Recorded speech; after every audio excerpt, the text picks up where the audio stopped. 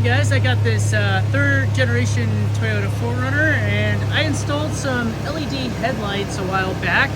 However, the issue with these is that the way that these vehicles are wired up, you put LEDs in, the high beams work. However, high beam indicator no longer works, which is pretty annoying. And along with that, the fog lights no longer work.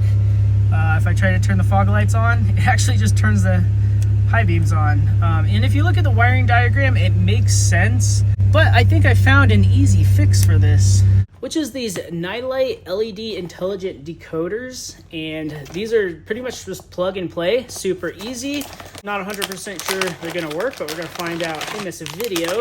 And it comes with two of them. And for the third gen 4Runner, you wanna get the H4 ones, because that's the bulb style it uses. And it should just be plug and play. So installing them is super easy. You just unplug the H4 connector on one of the headlights and plug the female end in on the bulb.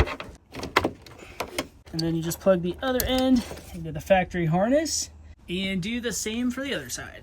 I got both of them plugged in. Let's go ahead and see if it works. Regular headlights work. And now the high beam indicator works. Look at that.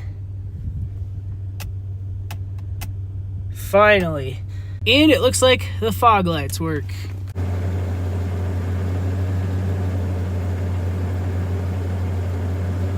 And unfortunately, one of my fog lights is burned out, but I got some new LEDs to replace those with as well.